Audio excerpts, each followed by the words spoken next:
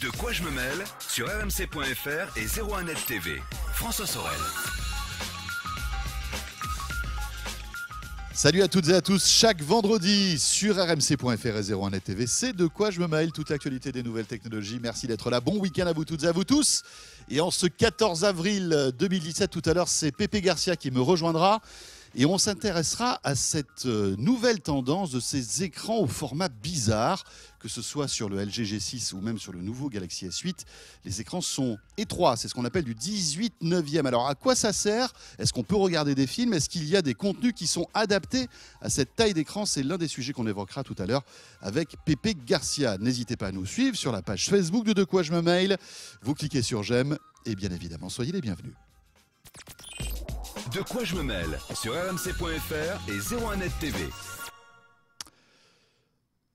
Et on commence ce De quoi je me mêle, bien sûr, par le club de la presse IT avec Raphaël Grabli qui est là cette semaine. Salut Raphaël. Salut François. Journaliste à la rédaction de 01net.com et Jean-Marie Portal, toujours fidèle au poste, quoi qu'il arrive. Bonjour François. Salut Jean-Marie, rédacteur en chef adjoint donc de 01net Magazine. Le voici, le voilà, regardez. Il est ici. Enfin, regardez, si vous êtes avec nous en audio, ça va être compliqué, mais je peux vous dire que la couverture est très réussie, encore une fois, avec le titre « Échappé aux géants du net » en couve cette semaine. On va parler tout à l'heure de religion. Ça tombe bien, en ce week-end de Pâques. Oui.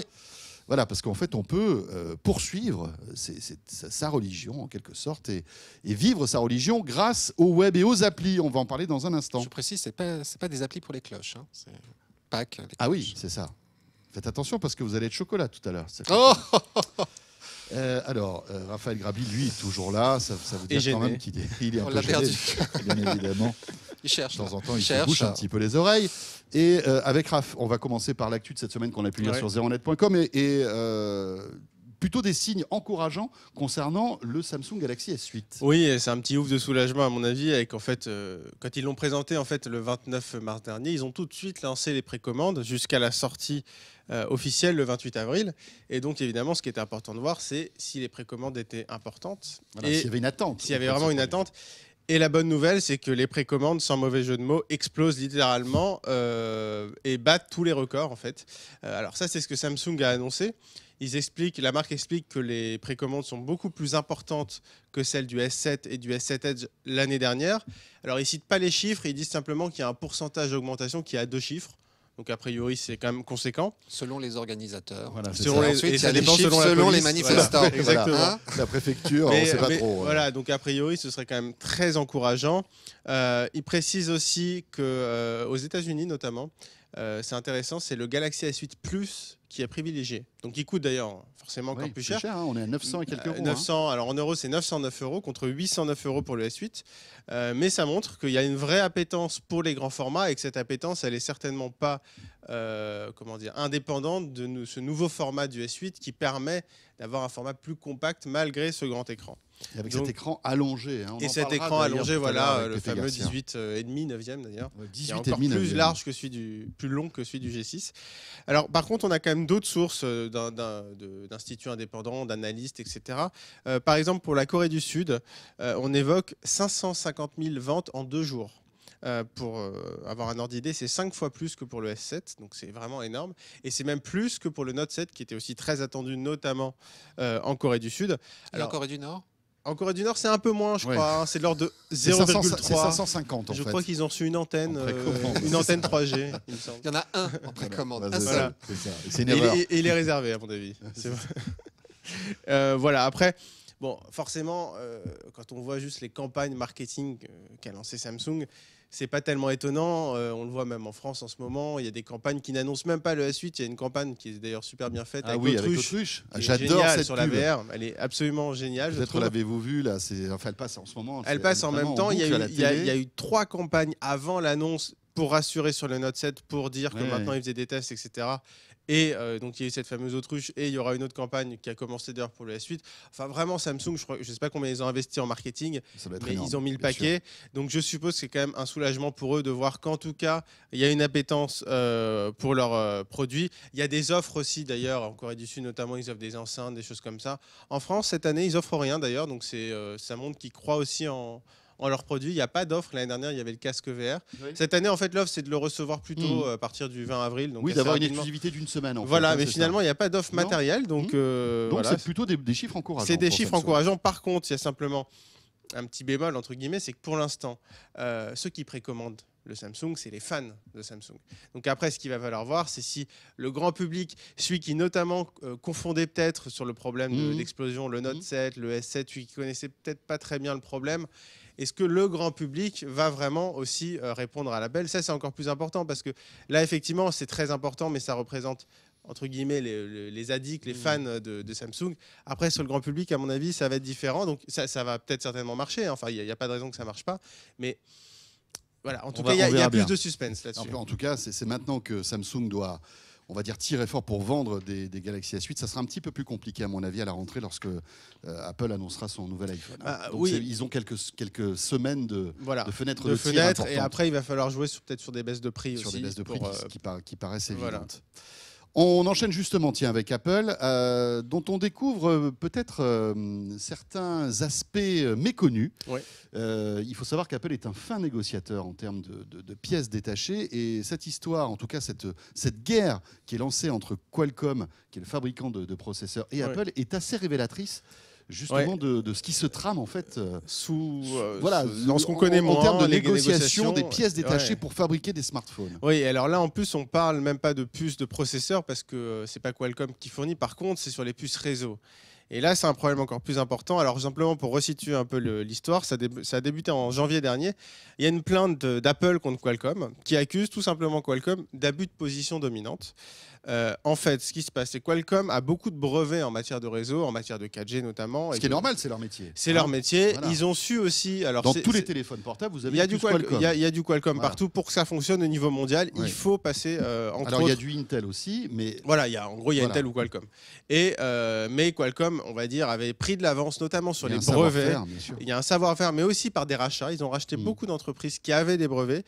Et ce que fait Qualcomm, tout simplement, c'est que quand ils vendent une puce réseau à Apple, mais aussi aux autres, ils ne demandent pas seulement le prix de la puce, ils demandent des royalties.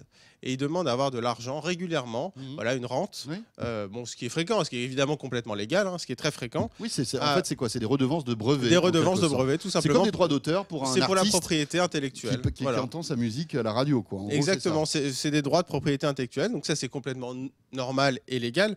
Le problème, c'est que Qualcomm, selon Apple, et selon pas que Apple, on verra plus tard, mais demande beaucoup d'argent et beaucoup plus d'argent. Par exemple, Apple explique dans sa plainte que Qualcomm a été jusqu'à demander beaucoup plus... Alors, on n'a jamais vraiment les montants, mais que Qualcomm a demandé beaucoup d'argent quand Apple a mis plus de mémoire flash dans ses smartphones, qui n'a rien à voir avec Qualcomm. Mais voilà, Qualcomm demande plus d'argent tout simplement parce que Apple est obligé de passer par Qualcomm.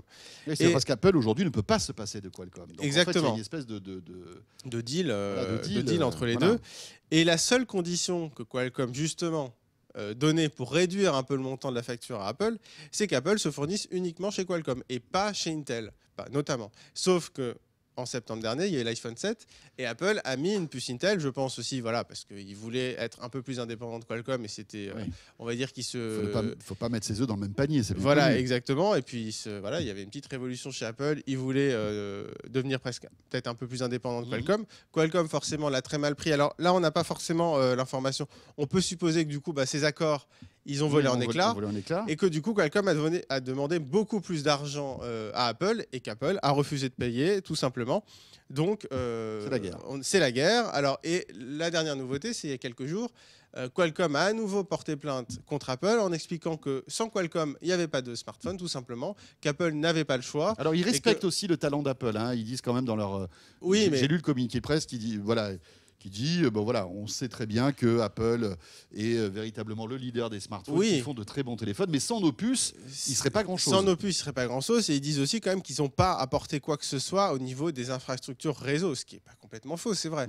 Mais enfin, d'un autre côté, c'est sûr que sans Apple, Qualcomm ne vendrait pas ses puces non plus, parce que accessoirement, Apple a inventé le smartphone, donc tout ce marché aurait pris du retard ou n'aurait pas existé de la même façon. Mais ce qui est impressionnant, c'est que de voir qu'il y a deux géants qui, on va dire, se tirent la bourre, mais assez méchamment, et que surtout, l'un est complètement dépendant de l'autre. C'est-à-dire que Qualcomm sans Apple, le chiffre d'affaires s'effondre, et Apple sans Qualcomm, ils ne peuvent pas fabriquer. Alors, ils pourraient avec Intel. Ils pourraient avec Intel, mais ce serait changer toute la production, et il y a aussi beaucoup d'accords. Ce serait vraiment très compliqué pour Apple. Et puis, il serait d'ailleurs dépendant d'Intel. Est-ce que ce serait d'ailleurs mieux? On ne sait pas forcément. Mais après, on va dire qu'entre guillemets, pour la défense d'Apple, Qualcomm est attaqué un peu partout dans le monde. Et en fait, Qualcomm a été condamné plusieurs fois. Qualcomm a été condamné à payer près d'1 milliard de dollars en Chine, près d'1 milliard de dollars en Corée du Sud. Et hier matin, hier matin, c'est Qualcomm qui a été condamné aussi. Alors, c'était par une procédure d'arbitrage international à payer pareil près d'1 milliard de dollars à BlackBerry pour exactement les mêmes raisons.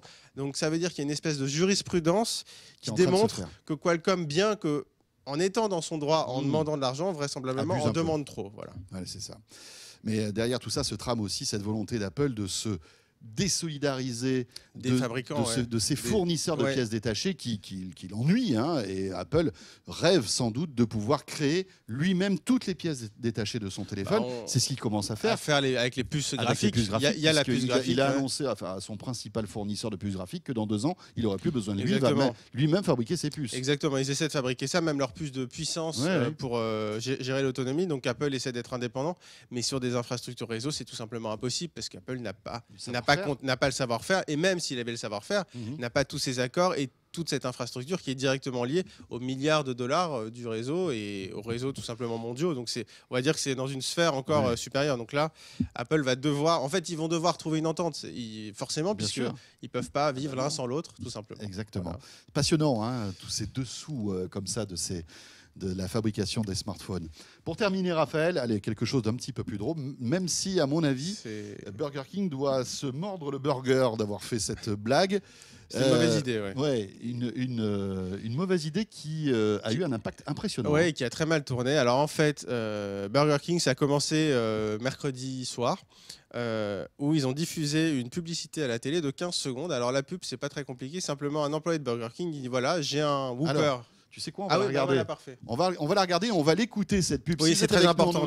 Le son, écoutez bien, c'est la pub qui est passée à la télévision aux USA. You're watching a 15-second Burger King ad, which is unfortunately not enough time to explain all the fresh ingredients in the Whopper sandwich. But I got an idea.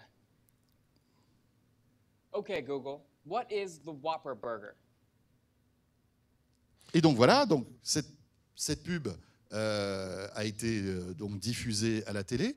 Et qu'est-ce qui s'est passé? Alors, pour faire la traduction rapidement, en fait, donc c'est l'employé qui dit voilà, j'ai un Whopper. Le Whopper, c'est le burger, la spécialité de Burger King. J'ai 15 secondes, j'ai pas le temps de vous expliquer ce qu'il y a dedans, mais j'ai un truc pour vous. OK Google. Donc il dit OK Google, qu'est-ce qu'il y a dans le Whopper? Donc évidemment, le but, c'est parmi les spectateurs qui ont soit un smartphone Android avec Google, soit un Google Home, que chez eux, il y ait leur smartphone ou leur Google Home qui se réveille et qui disent on m'a interpellé, OK Google. Voilà.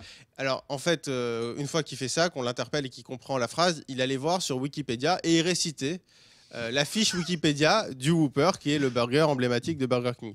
Alors c'est drôle, mais c'est pas très malin non plus. C'est pas très malin. En fait, il y a 3 raisons. D'abord parce que c'est assez intrusif, parce que là on parle de Google Home notamment. Mais si on imagine quelque part où Burger King va un peu chez les gens sans leur demander leur autorisation, je trouve que c'est assez agressif. Parce que ça veut dire que si demain, Burger King ou un fabricant de stores veut dire « Ok Google, ferme les stores de la maison » et il va fermer les stores de la maison chez les gens, c'est assez agressif. Donc c'est vraiment... Ça montre qu'ils méconnaissent un petit peu le fait que ce OK Google et le fait que c'est pas parce que c'est de l'assistance vocale que ça n'a pas d'impact et que ça ne veut rien dire. Donc là, c'est une première erreur. La seconde erreur, c'est de s'être servi d'un produit Google. Alors, ils ne sont pas servis d'Alexa d'abord, d'ailleurs, ce qui est intéressant. Donc, c'est sûrement pour toucher tous les smartphones Android aussi. Mais c'est qu'ils n'ont pas vu ça avec Google et que Google, forcément, ils vendent des produits qui, d'ailleurs, ont diffusé de la publicité moyennant rétribution et que là, gratuitement, leur produit va se retrouver à faire la promotion d'un produit, alors pas concurrent, mais d'un produit d'une autre marque qui ne lui a pas demandé son avis. Alors rapidement, Google a réagi, ils ont fait un petit correctif pour que ça réponde plus, ils ont analysé le son de la publicité, comme ça, Google ça ne marche Home, plus. Ça ne marche plus, ça répond plus. Et la troisième erreur, mais alors là, une erreur fondamentale, c'est de faire appel à Wikipédia, parce que forcément, vous demandez à une application... C'est une encyclopédie libre. Exactement. Donc, vous demandez à une application tierce de citer une encyclopédie libre, donc qui peut être alimentée par n'importe quel contributeur. Donc forcément, les gens qui étaient un petit peu énervés, ce qu'ils ont fait, c'est qu'ils ont modifié la fiche Wikipédia. Et donc, plein ils ont rajouté qu'il y avait dans la recette des ongles de pied, du cyanure, etc. Donc vous êtes retrouvés pendant un court laps de temps avec la pub de Burger King qui vous expliquait par le Google Home ou votre smartphone que vous aviez du cyanure dans le Whopper. Donc on va dire que c'est, je pense, je sais pas qui a conseillé Burger King, quelle agence de communication ou je ne sais pas qui. C'est très mal pensé. Je pense que c'était une fausse bonne idée par excellence. Voilà. Je ne suis pas d'accord. Mais moi, je ne suis pas du tout d'accord parce que la preuve en est aujourd'hui. Ils ont fait le buzz. On en parle alors que c'est même pas une pub française. Alors l'agence de com qui a pondu ça, mais c'est une idée de génie. Tout le monde en parle. C'est vrai, on en parle, mais on va dire que c'est pas pour la bonne cause. Ce qui s'est passé par exemple. Mais ils s'en fichent de ça, que ce soit pour la bonne ou la mauvaise cause. Vous savez, tout ce qu'ils regardent, c'est qu'on est en train de parler d'eux. Et là, vous avez certainement donné envie, alors qu'on va approcher de l'heure de dîner, à certains peut-être de nos auditeurs de se faire un Burger King. Non, moi, ce que je trouve intéressant, c'est que finalement, ça ne va pas nuire à la marque Burger King. Non, mais je pense qu'il y a beaucoup de gens qui ont dû rigoler quand ils ont vu leur smartphone se déclencher et voir Wikipédia avec la recette du Burger King.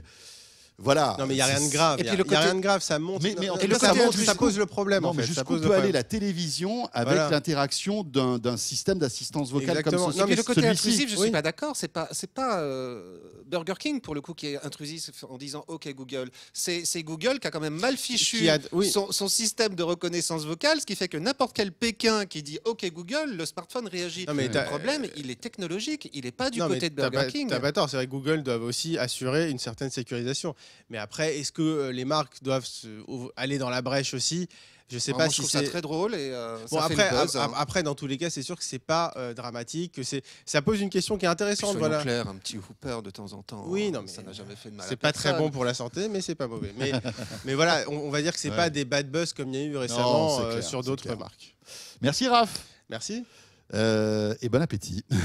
On enchaîne maintenant avec Jean-Marie Portal. Désolé, moi je suis Burger King, là, j'ai trop envie, je tiens plus.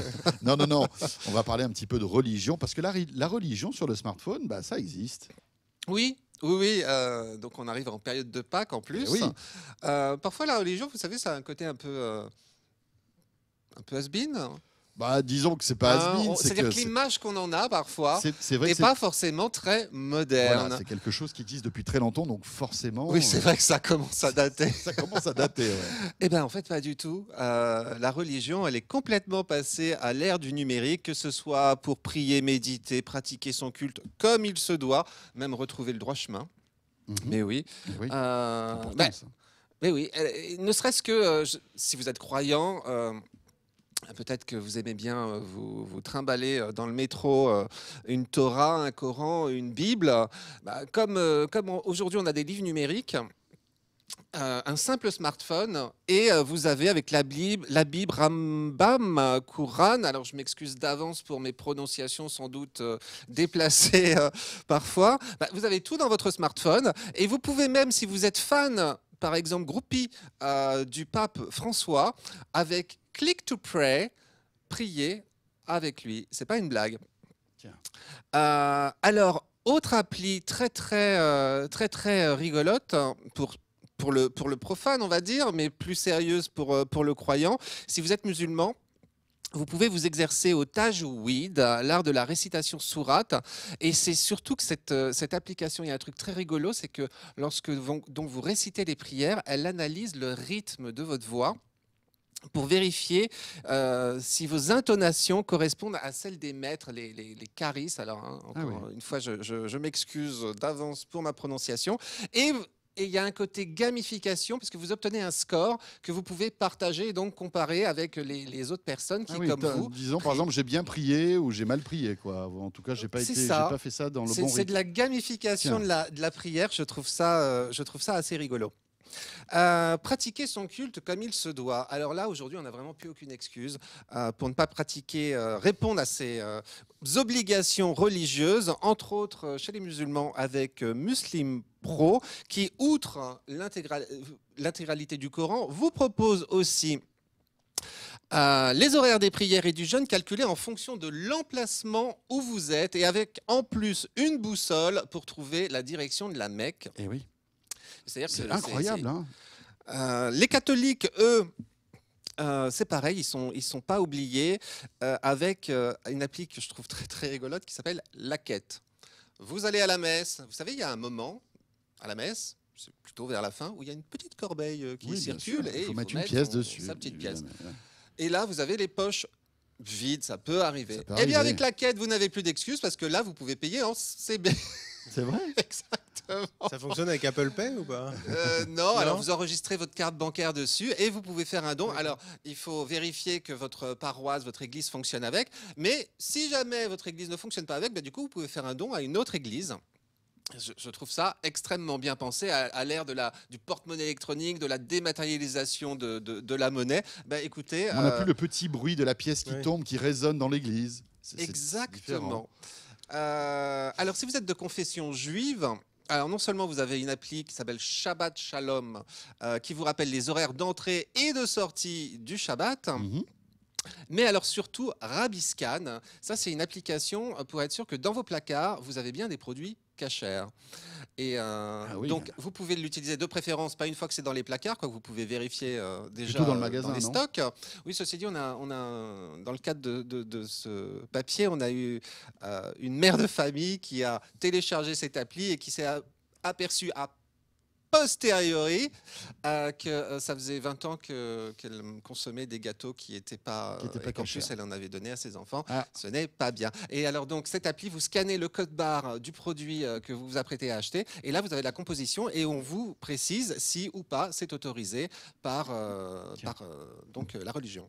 Oui, parce que c'est pas indiqué sur les paquets, ce genre de choses. Ah non, ça, ce n'est pas. Ben non, parce que l'autre solution, c'est d'aller dans les magasins spécialisés, les magasins cachers. Le problème, c'est ce que nous disait justement cette jeune mère de famille qui utilise cette appli, c'est que c'est quand même plus cher dans les magasins cachers.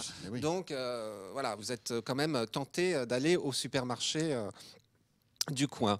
Alors aussi, il s'agit parfois de retrouver le droit chemin. Et rapidement. Alors pour ça, vous avez des applis telles que Mosquée Proche, Consistoire ou Messe Info. Je vous fais pas un dessin sur. Je crois que Messe Info, on voit à peu près. Messe Info, vous voyez à peu près. Et alors si jamais vous avez commis un gros péché. Ouais. Regardez plutôt Raphaël. Il y a une appli qui me plaît bien. Et alors ça aussi, tout est dans le titre. Ça s'appelle GoConfess. GoConfess. Alors c'est pour les catholiques. Évidemment. Oui. GoConfess. Et avec GoConfess, si vous avez besoin de vous soulager, de soulager votre âme, vous allez trouver tout de suite un confesseur disponible pour vous recevoir dans l'heure. Et c'est pas une blague. C'est une appli qui a été mise en place en partenariat avec la chaîne de télé KTO, la chaîne de télé catholique, et qui recense à ce jour 1200 inscrits et 150 prêtres dont les profils ont été vérifiés et donc qui jouent le jeu, qui vous écoutent en fait. Ah bah ils vous confessent. Ah oui. Ah bah non. Mais en direct, il faut prendre rendez-vous pour aller les voir. Ah bah non, on prend rendez-vous quand même. Vous n'allez pas vous pointer. Non, mais moi je pensais qu'on se confessait en FaceTime. Ah bah non, on ne fait pas en ligne quand même. Non, vous prenez rendez-vous. Donc vous avez les coordonnées, lui est prévenu, vous y allez et hop. GoConfess. Tiens. C'est bien. Ah oui. C'est gratuit aussi, ça? Bah oui. Oui, mais tout ça, c'est gratuit. C'est ça qui est magique. En plus, tout ça, c'est gratuit. Ça fonctionne sur Android, iOS, pas Windows Phone. Windows Phone, c'est vrai que. Feu Windows Phone. Il est déjà au paradis. Voilà. Et alors, un dernier point que j'aimerais aborder, c'est les réseaux sociaux. Oui. Eh ben, vous savez que c'est pareil. Les religions ne sont pas en reste non plus là-dessus. Elles ont leurs propres réseaux sociaux tels God Bless You. C'est l'Instagram des catholiques, ça. Et alors, vous pouvez envoyer des photos que vous allez bénir d'un petit geste sur votre écran. Et alors, c'est tout à fait sérieux, puisque cette appli donc, qui a été mise au point par une start-up il y a un prêtre qui a participé à la mise au point de cette appli qui s'appelle le Père Geoffroy de la Touche.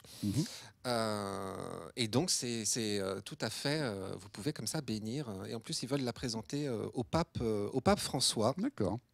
Vous avez aussi le Twitter des catholiques qui s'appelle Pray With Me.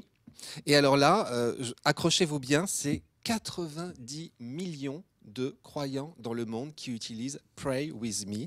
Et cette appli ne vient pas de chez n'importe qui, puisque l'un de ses actionnaires n'est autre que Peter Thiel, qui est un des cofondateurs de PayPal. Tiens. Donc tout ça pour vous dire que voilà, hein, vous pouvez pratiquer votre religion avec votre smartphone. Alors bon, ceci dit, vous verrez dans notre dossier, il y en a bien plus que ça. Là, j'ai peut-être parlé un petit peu plus des applis catholiques que des autres, mais il y en a pour les chrétiens, pour les musulmans, pour les juifs. On parle même des bouddhistes, qui est quand même aussi très représenté en France. Dans toutes les religions. C'est très sérieux. C'est ludique. Parfait. Et puis même si on n'est pas croyant, je trouve ça intéressant de voir à quel point il y en a certaines qui sont quand même go confess, moi j'adore. À retrouver donc dans le 01net Mag de cette semaine, que vous pouvez retrouver dans tous les kiosques. Merci beaucoup Jean-Marie. Merci François. Jean-Marie Portard, rédacteur en chef adjoint donc de 01net Mag, et merci à Raphaël Grabli. Merci François. On se retrouve bien sûr pour le Club de la Presse IT la semaine prochaine, et surtout vous restez là. On poursuit avec Pépé Garcia, on va parler de cette nouvelle tendance des écrans des smartphones 18/9e, à quoi ça ressemble et surtout qu'est-ce que ça apporte en termes de confort de vision. Vous saurez tout dans une minute, à tout de suite. De quoi je me mêle sur rmc.fr et 01net TV.